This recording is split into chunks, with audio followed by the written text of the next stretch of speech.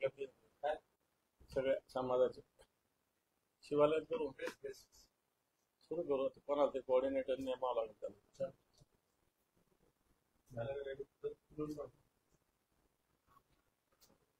घ्यायचं का? थोडी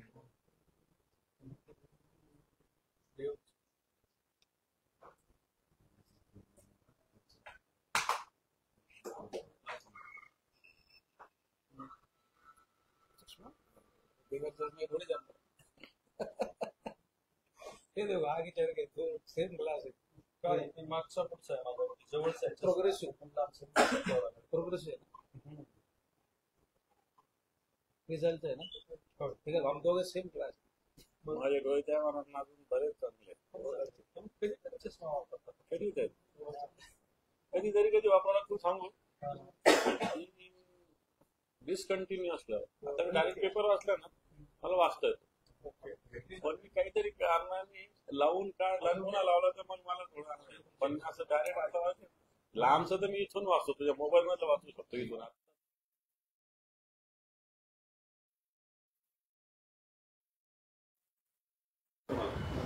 कधीतरी चष्मा लावला ओके आता ओके का? हो दादा एक्झिट पोल बऱ्यापैकी समोर यायला लागले विधानसभेच्या तोंडावरती. काल एक्झिट पोल आला होता ज्याच्यामध्ये महाविकास आघाडीला जास्त जागा दाखवण्यात आल्या होत्या. मात्र टाइम्स नाऊ नवभारतने मॅट्रिक्स पिनियन्सचा एक सर्वे केलेला आहे. त्यामध्ये भाजपच्या जागा घटणार असल्या तरी महायुतीला 137 ते 152 जागा दाखवल्या तर महाविकास आघाडीला 129 ते 144 जागा दाखवल्या. खरं तर हे एक्झिट पोल जास्त जागा दाखवत असेल किंवा कमी जागा दाखवत असेल तरी याला कोणताही अर्थ नाही.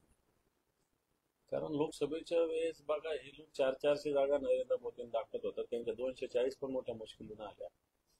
त्याच्यामुळे एक्झिट पोल पेक्षा जनमत जे सांगतंय ते निश्चित महाविकास आघाडी मोठ्या बहुमतानं पुढे आहे. जनमत सांगतं. कारण आम्ही गावगाव फिरतो, तालुक्यात फिरतो, जिल्ह्यात फिरतो, खेड्यापाड्यात वाड्यात तांड्यावर जात असतो आणि आम्ही वर्षानुवर्ष पक्षाचं काम करतो. त्यामुळे जनतेच्या चेहऱ्याहून त्यांचं मत कळत असतं. त्याला काही फार मतदानाची वाट पाहायची गरज नाही अशा प्रकारची स्थिती आहे.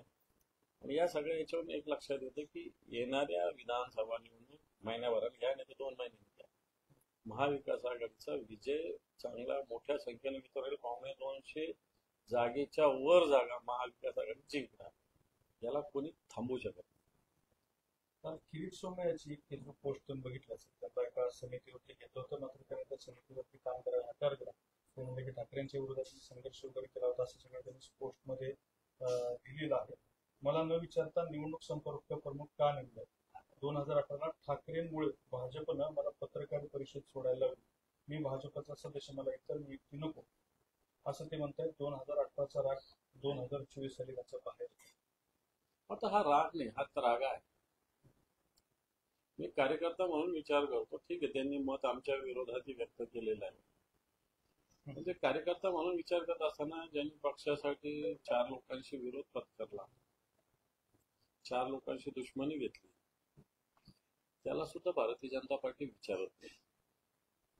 म्हणजे भारतीय जनता पार्टी सहकारी पक्षांना अशा पद्धतीने वागणूक देते हे तर सगळ्या जगाला माहिती. पण स्वतःच्या पक्षाच्या कार्यकर्त्याचा सुद्धा उपयोगिता संपली की त्याला कोणतं विचार. त्यांनीच वापरलं ना नारायण राणे विरुद्ध, त्यांनीच वापरलं ना सरनाईका विरुद्ध, त्यांनीच वापरलं ना भावना गवळे विरुद्ध, त्यांनीच वापरलं ना तो आमचा वायकर विरुद्ध.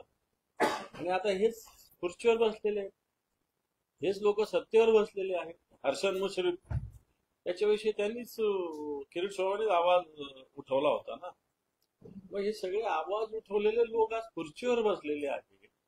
मग त्यांनी आवाज कशासाठी उठवला होता हा प्रश्न एक कार्यकर्ता म्हणून त्यांच्या मनात निश्चित, कारण मी सुद्धा एक शिवसैनिक एक कार्यकर्ता आहे, त्यामुळे ही भावना निश्चित त्यांची भावना त्यांच्या मनात निर्माण झाली असावी आणि याच्यात काही चूक आहे असं मला वाटत नाही. म्हणून त्या भावनेतून त्यांनी या अशा पद्धतीने कोणत्याही कमिटीवर, आणि ह्या सगळ्या कागदावर कमिटी आणखी 50 कमिट्या बनतात भाजपच्या.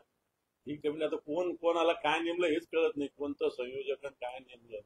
हे कागद भाजपला काय घालायची खरं एक सवय प्रदेशाध्यक्ष असताना मग निवडणूक संयोजक काय काम करणार हा माझा प्रश्न आहे. निवडणूक संयोजक असताना याचा प्रभारी त्याचा प्रभारी काय करणार हा प्रश्न आहे. हा एक नुसतं एक कार्यकर्त्यांना खुश करण्याचा हा प्रकार आहे आणि हे किरीट सोमय्यांना चांगल्या पद्धतीने माहिती आहे. आम्ही किरीट सोमय्यांनी अशा याच्यातून बाहेर पडण्याचा निर्णय घेतला असावा. महायुतीमध्ये जागा वाटपाचं क्रीडा सध्या समोर येतोय. राष्ट्रवादी अजित पवार गटाच्या ज्या 20 जागा आहेत त्याच 20 जागेच्या ठिकाणी भाजप दुसऱ्या क्रमांकावर. त्यामुळं जर अजित पवारांना जागा मिळाली तर भाजपची 85 असं म्हटलं, त्यामुळं कुठेतरी खटके होत आहेत. कसं नाही भाजपची पंचायत तर त्यांच्या 105 जागा सोडून उरलेल्या पूर्ण जागेवर आहे. म्हणजे जवळपास 175 180 म्हणजे जर 288 मधून 105 मायनस केले तर जवळपास 182 जागेवर भाजपची अडचणच आहे. कारण नाही जरी म्हटलं तरी भारतीय जनता पार्टीने तयारी केलेली होती, लोकसभेला तयारी केलेली होती, विधानसभेला केलेली होती. काही जणांना त्यांनी लढण्याची परवानगी पण दिलेली होती. परंतु अजितदादा आले, नंतर एकनाथ शिंदे आले आणि मग त्याच्यामुळं या ठिकाणच्या कार्यकर्त्याची निश्चित अडचण आहे. त्याचे परिणाम आपण बघतोय की काही लोक आता शरद पवारांच्या पक्षात प्रवेश करतात, काही आमच्याकडे प्रवेश करतात, काही काँग्रेसमध्ये प्रवेश करतात. तर भारतीय जनता पार्टी सीमित राहणार आहे ह्या सगळ्या याच्यामुळे. भारतीय जनता पार्टी जी म्हणजे 100% होती, आता भारतीय जनता पार्टी तेवढ्या 100-125 जागाच्या आतच राहणार आहे नक्की. संजय राऊतांनी एक मोठं विधान केलेलं आहे. त्यांचं म्हणणं असं आहे की अजित पवारांनी शिंदेपेक्षा मोठी बैमानी केली आहे. सत्य बोललेले आहेत, सत्यता बोललेली आहे ना. अजित पवार तर शरद पवारांच्या घरातले ना, सख्खे पुतणे आहेत, पवारांच्या नावावरच आहे. शिंदे जरी शिवसैनिक असले तरी काय असे काय ठाकरेंचे काही नाही, शिवसैनिक नात्याने होते. आणि त्यामुळे मला वाटतं संजय राऊत साहेब बोलले योग्य बोलले. डॉक्टर मोहन चव्हाण आहे, त्यांनी उद्धव ठाकरेंच्या विरोधात हायकोर्टामध्ये याचिका दाखल केली की बंजारा समाजाच्या भावना दुखावल्या. तर ती याचिका फेटाळण्याबरोबरच हायकोर्टाने त्यांना 2 लाखाचा दंड ठोठावलेला आहे. तर आता ते मोहन चव्हाण बंजारा समाजातील महिला पुरुषांना पारंपरिक वेशभूषेत किंवा मातोश्रीवर जाणार आहेत आणि तो 2 लाखाचा डिडी उद्धव ठाकरे देणार आहेत असं ते स्टंट करणार. मला माहित नाही कोण मोहन चव्हाण माहित नाही, काय याची काही सुद्धा माहिती मला माहित नाही. शिंदेंनी अमित शहा यांचा प्रस्ताव फेटाळलेला आहे. अमित शहाने असा प्रस्ताव दिला होता, भाजपला 80 जागा, शिंदेंना 64 आणि पवारांना 64 जागा दिल्या. मात्र तो प्रस्ताव त्यांनी फेटाळलेला आहे. हे सगळ्या तुमच्या बातम्या, असे कोणते प्रस्ताव नाही, असे कोणत्याही जागेचे प्रस्ताव कोणत्याही पक्षाची जागा वाटप अजून झाली नाही, अजून चर्चाच झाली नाही. तर जागा वाटप कुठून होणार, या सगळ्या कपोलकल्पित बाबी आहेत. मला वाटत नाही या सगळ्या बाबीला काही अर्थ आहे. मणिपूर पुन्हा एकदा पिटलंय. तिथे हिंसक गोळीबारात 40 विद्यार्थी जखमी झाले. 3 जिल्ह्यात संचारबंदी आहे. हुक्की आणि मतई संघर्षाचा नवा अध्याय सुरू झालाय. ड्रोन अत्याधुनिक क्षेपणास्त्रे वापरून हल्ले करण्यात येते. मग तर जे मोदी युक्रेन रशिया युद्ध मिटवायला जातात, आता भारतीय जनता पार्टीचे लोक बांगलादेशच्या हिंसाचारावर बोलत होते. मला असं वाटतं या हिंसाचाराविषयी सुद्धा भारतीय जनता पार्टीने केंद्राच्या सरकारने बोललं पाहिजे. वार रुकवादी पापा अशी जाहिरात करत होते भारतीय जनता पार्टी. मग आपल्या याच्यात जे आता खरं त्याला गृहयुद्धच म्हणावं लागेल, याच्याकडे ढुंकून बघायला सरकार तयार नाही. मणिपूरमध्ये आपलेच बांधव आहेत, एकमेकाच्या जीवावर ते उठलेले आहेत. महिला माता बहिणीवर तिचा अत्याचार होतोय आणि सरकार, केंद्राचं सरकार उघड्या डोळ्याने बघतंय. मला असं वाटतं भारतीय जनता पार्टीने किंवा केंद्र सरकारने याच्याविषयी आंदोलन केलं पाहिजे. भारतीय जनता पार्टीने केलं पाहिजे केंद्र सरकारविरुद्ध, की अशा पद्धतीनं ज्या पद्धतीनं मणिपूरमध्ये हिंसाचार चालू आहे तो थांबला पाहिजे. सुशील कुमार शिंदे आहेत, ते म्हणाले की लोकप्रिय गृहमंत्री होतो, लाल चौकामध्ये मी भाषण वगैरे केलं होतं, मात्र काश्मीरला जाताना भीती वाटायची असं माझी गृहमंत्री. स्थिती होती ना तशी. एक काळ होता काश्मीरमध्ये जायला भारतीय जनता पार्टीला सुद्धा तिरंगा यात्रा काढावी लागली होती. तिरंगा यात्रा काढावी लागली होती. एक काळ निश्चित होता आणि हे मानलं पाहिजे की आता तो काळ राहिलेला नाही. आता मला असं वाटतं काश्मीरमध्ये किंवा श्रीनगरमध्ये लोक पहिल्या इतके नाही, पण बऱ्यापैकी आता फिरू शकतात अशी स्थिती निश्चित निर्माण झाली. एका दलित नेत्याला मुख्यमंत्री नियुक्त करणं सोपी गोष्ट नव्हती. सुशील कुमार शिंदे गोरे आहेत, त्यांचं वक्तृत्व चांगलं आहे, कामगारांसारखे दिसतात. अनुसूचित जातीमधील या नेत्याला केवळ सोनिया गांधीच मुख्यमंत्री करू शकतात असं सुशील कुमार शिंदे. बरोबर ना? असं त्यांनी कबूल केलं. नुसते मुख्यमंत्री नाही, देशाचे गृहमंत्री म्हणले. मला वाटतं एका राष्ट्रपती किंवा उपराष्ट्रपतीची उमेदवारी त्यांना दिली. काँग्रेसने अशा कित्येक नेत्यांना मोठं केलेलं आहे, हे मानलंच पाहिजे. कित्येक लोक आहेत की कोणाविषयी काही बोललेलं चुकीचं होईल, परंतु निश्चित सर्वसामान्य माणसाला मोठं काँग्रेसने अनेक ठिकाणी केलं. शिवसेनेने हे गोष्टी झालेल्या आहेत. बावनकुळेंच्या मुलाचं प्रकरण सध्या गाजत आहे आणि एक नवीन बातमी समोर आली आहे. त्यांच्या हॉटेल बिल मध्ये बीफ कटलेट आढळून आलेला आहे, असा आरोप संजय राऊत यांनी केला आहे आज. हे पहा, पोरशे कार घटना घडली. तो कोण वरळीला शहा म्हणून त्याची घटना घडली. जो पोरशे कार घटनेतल्या मुलांना आपण जो न्याय लावला तोच न्याय या मुलांना लावला पाहिजे. त्यांच्यावर गुन्हा दाखल झाला पाहिजे, त्यांना अटक झाली पाहिजे. या सगळ्या गोष्टी जर होत नसेल तर या महाराष्ट्रात कायद्याचं राज्य नाही, ही भारतीय जनता पार्टी कबूल करते. डॉक्टर बाबासाहेब आंबेडकरांनी घटनेला सगळ्यांना समानतेचा दिलेला आहे अधिकार. जर पोरशे कार चालकाला जर त्या मुलाला जो न्याय आहे तोच न्याय बावनकुळेंच्या मुलाला लावला पाहिजे. त्यांनी उडवलेला आहे, त्याच्यामुळे दुर्घटना घडलेली. आता हे तुम्ही बीफचं सांगता, हे तर नवीन आहे. गो रक्षा करणारे काय ते हिंदू आक्रोश काय काढतात, म्हणून त्या हिंदूंनी बघावं. हे हिंदूंचे जे रखवाले म्हणतात हेच बीफ त्यांच्या प्लेटमध्ये बघा. एक विधान केलंय की शिवरायाबाबतचं सगळंच टिळकांनी शोधून काढलं. असेल त्यांचं संशोधन, परंतु इतिहासात जे लिहिलेलं आहे त्याच्यानुसार हे तर महात्मा ज्योतिबा फुलेंनी शिवरायांची समाधी असेल वगैरे शोधून काढल्याचं हे तर सुस्पष्ट आहे. टिळकांनी सुद्धा शिवजयंती असेल, गणेशोत्सव सुरू केलेला निश्चित. पण याच्यात महात्मा फुलेंचा उल्लेख इतिहासात सगळा आहे आणि सरसंघचालक सांगतात त्याच्यात तथ्य हे असेल. टिळकांनी सुद्धा या सगळ्या विषयात काही ना काही संशोधन केलेलं आहेच. अजित पवार बारामतीमध्ये गणेशोत्सवाला आले नाहीत भेटीला, त्यामुळे एकनाथ शिंदे गटाच्या एका जिल्हा प्रमुखाने अजित पवारांच्या फोटोला काळं फडकं बांधलं. कार्यकर्त्याच्या भावना आहेत त्या. त्यांनी बोलवलं असेल, गेले नसेल, त्यांनी तीव्र भावना व्यक्त केल्या. अजित पवार हे महायुतीतील सर्वात वरिष्ठ नेते आहे आणि ते मुख्यमंत्री पदाचे हक्कदार आहे असं संजय राऊत म्हणतात. बरोबर आहे. अनुभव सगळ्या गोष्टी बघितल्या तर अजितदादाच मोठे आहेत. कित्येक मागच्या 25-30 वर्षांना सातत्यानं कॅबिनेट मंत्री ते राहिलेले आहेत. शरद पवार साहेबांमुळे त्यांना अनेक कामाची चांगल्या पद्धतीनं माहिती आहे. त्यामुळे देवेंद्र फडणवीस असतील का एकनाथ शिंदे साहेब असतील, या दोघांपेक्षा ते निश्चित वरिष्ठ आहे. हे तर कबूल केलंच पाहिजे.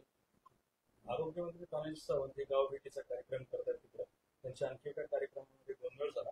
सावंतांना प्रश्न विचारणाऱ्या गावकऱ्यांना पोलीस आणि सावंत समर्थक यांनी धमकावले. पोलिसांनी सौम्य लाठीचार्ज केला. पोलिसांनी माध्यम प्रतिनिधींचे कॅमेरे आणि मोबाईल सुद्धा हिसकावले. ही बेबंदशाही यालाच म्हणतात. कारण सावंतांना आता कोणत्याही गावात मला वाटत नाही प्रवेश मिळणार येणाऱ्या काळामध्ये. एक तर शिवसेनेकडून निवडून येऊन शिवसेनेची गद्दारी केली. दुसरी गोष्ट, मतदारसंघाशी कोणताही संपर्क नाही. मतदारांना खोटी आश्वासनं दिली. स्वतः कॅबिनेट मंत्री असून सुद्धा या मतदारसंघातला विकासापासून दूर ठेवला. त्यामुळे तानाजी सावंतांच्या गावाभेटीत असंच होणार. भाजपचे अंधेरी पूर्व मधील उमेदवार मुरजी पटेल यांनी काल ठाण्यात मुख्यमंत्र्यांची भेट घेतली. स्वीकृती शर्मा यांनी काही महिन्यापूर्वी त्यांच्या मुलीसह शिवसेनेत प्रवेश केला होता. दरम्यान मुरजी पटेल यांना मुख्यमंत्र्यांच्या घेतलेल्या भेटीवरून आता अंधेरी पूर्व जागेसाठी विविध रसिके झाले. मला माहित नाही, मला मुरजी पटेल ही माहिती आहे. तसे त्या भागात इच्छुक होते. त्या भागात एक लटकेताई आमच्या आमदार आहेत, रमेश लटके यांच्या सुविधे पत्नी. तो मतदारसंघ शिवसेनेचा एक मजबूत मतदारसंघ आहे. मुरजी पटेलांची तिथे ताकद शक्ती निश्चित आहे. त्यामुळे भेट घेतली असेल, पण मला असं वाटतं मुरजी पटेल सध्याच्या वेळेला भारतीय जनता पार्टीत आहे आणि ते सगळ्यांच्या संपर्कात हेही सांगतो मी तुम्हाला. म्हणजे फार आता तुम्ही मोठं पुढं वाढवलंय. बरं, माजी खासदार भास्करराव पाटील खतगावकर यांची काँग्रेसमध्ये पक्षप्रवेश होण्याची शक्यता. खतगावकर यांनी अशोकराव चव्हाण यांच्या समवेत भाजपत गेले होते. नांदेड दक्षिण नायगाव देगलूरची जागा त्यांनी मागितल्याची माहिती. नाही, बरेच लोक जे काँग्रेसचे लोक होते जे अशोकराव चव्हाणांसोबत, ते कोणी काँग्रेसमध्ये काम अशोक चव्हाणांबरोबर काम करण्यास इच्छुक नाही ते भाजपमध्ये गेल्यामुळे. कारण एक लोकांच्या तीव्र भावना आहेत ज्या काँग्रेसमुळे ते मोठे झाले, त्याच काँग्रेसशी अशोकराव चव्हाण यांनी गद्दारी केली, ते लोकांना मान्य नाही, जनतेलाही मान्य नाही. नुसतं काँग्रेस पक्षालाच नाही, असं काही नाही केलं की काँग्रेस पक्षाच्याच लोकांना मान्य नाही होणार होतं. जनतेच्याच या तीव्र भावना आहेत आणि त्याच्यामुळे बरेच लोक, नुसते भास्करराव पाटील खतगावकर नाही, बरेच लोक जे अशोकराव चव्हाणांबरोबर इमिजिएट नाईलाजास्तव गेले होते ते बरेच लोक वापस फिरण्याच्या तयारीत आहेत. उद्धव ठाकरेंचा दौरा आहे 15 तारखेला पैठणला. तर त्यापूर्वीच तुमच्या पक्षामध्ये तिकडे वादावादी सुरू आहे. दत्ता गुर्डे यांचं नाव कार्यक्रमात मुख्य टाकलेलं, त्यांच्या कार्यक्रमाच्या नियोजनापासून सुद्धा दूर ठेवलेला आहे, त्यामुळे तिथला वाद समोर आहे. तो कार्यक्रम एकनाथ सहकारी साखर कारखान्याचा आहे. त्या कारखान्याच्या कार्यक्रमात ते जे चेअरमन ते शिवसेनेत प्रवेश घेणार आहे. हा कार्यक्रम शिवसेनेनं आयोजन केलेला नाही, त्यामुळे कोणाचं नाव असावं नसावं हा त्यांचा मुद्दा आहे, इतकं स्पष्ट मी सांगतो. अजून त्यांनी शिवसेनेत प्रवेश करायचा बाकी आहे. संत एकनाथ त्यांनी प्रवेश त्या दिवशी होणार आहे, त्यामुळे तो कार्यक्रम त्यांनी आयोजन केलेला आहे. परंतु अशा पद्धतीनं असेल तर त्या सूचना निश्चित दिल्या जाईल. माझ्याही कानावर कार्यकर्त्यांनी या गोष्टी घातलेल्या आहेत, मला आज ते भेटणार आहे, त्यांना मी तशा सूचना करतो. दत्ता गुर्डेंनी पण सचिन भैयाड यांना आदित्य ठाकरेच्या कार्यक्रमात वेगळ्या भाषेत बोलल्याची सुद्धा चर्चा. असं आता इच्छुक भरपूर आहे आमच्याकडं, त्यामुळं जिथं शिवसेना येणारच नाही असं म्हणत होते तिथे शिवसेनेत अशा पद्धतीने एवढं इच्छुक असणं हे पक्षाचं संघटनेचं चांगलं लक्ष नाही, काय वाईट लक्षात नाही. Okay, thank you. हो हा खूप घेतले तयार